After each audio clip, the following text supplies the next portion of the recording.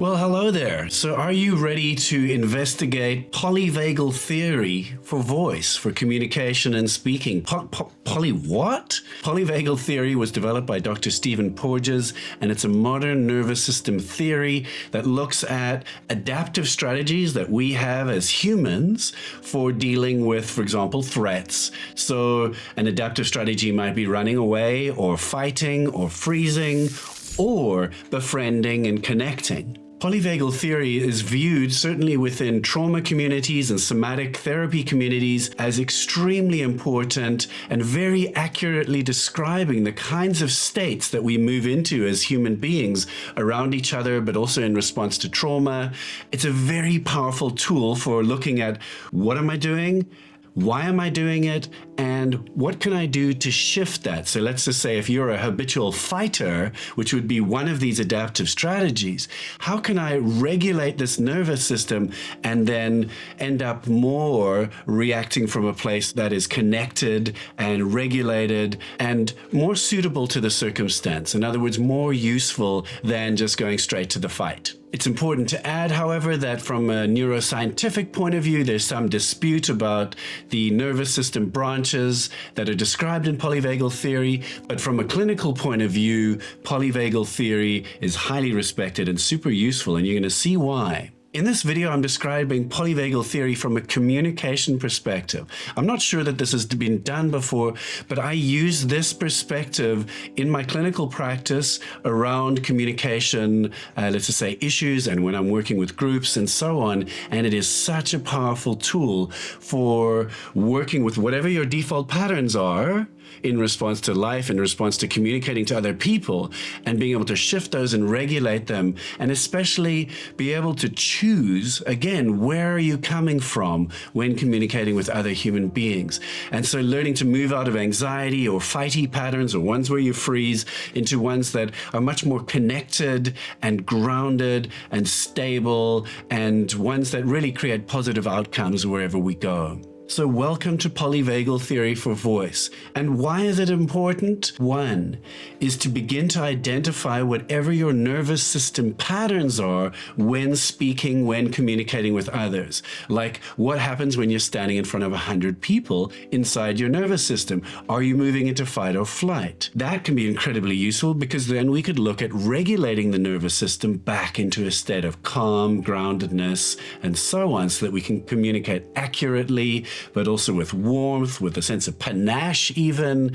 as we feel kind of comfortable inside our own skin. So really the first part of the why is identify your patterns, and the second part is then to be able to regulate them. In other words, if I tend to be a bit fighty, or if I tend to freeze when I get up in front of a bunch of people, or I want to run out of the room, or I become incredibly anxious, then we want to be able to have the choice to regulate this nervous system in the moment back into a state of calm, connectedness, and ease, and then carry on speaking. And we are capable of doing this in real time, especially if we recognize what state am I in, where do I want to be? Okay, let's do all the things. I think one of the most beautiful things that emerges in polyvagal theory is the notion of the ventral vagal nervous system.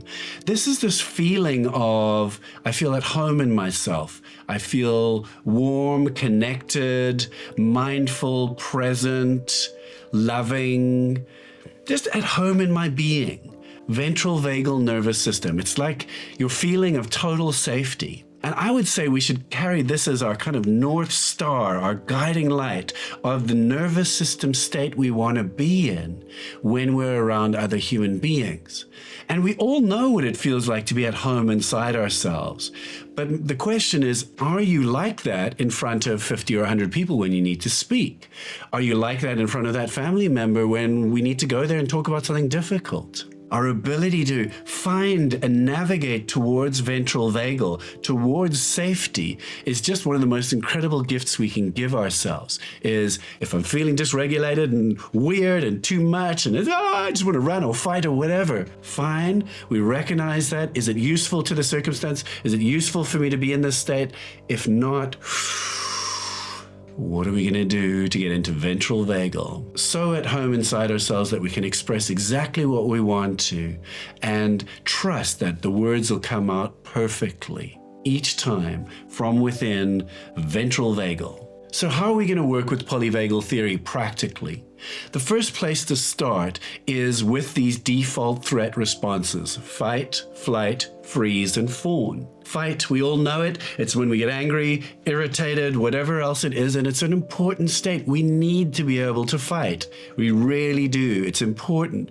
It's not useful all the time, and it's not useful to be stuck there. So that's our fight response. We're going to talk about regulating it in a moment. Second is our flight response, our impulse to flee, to run away. Also super important. There are times when we should run away from people or leave an argument because it's not useful to speak in that moment. Again, really important and really useful. Thirdly is our freeze response. Super important too. There's a time when it's important that we don't speak, and so we have a system that freezes in conflict.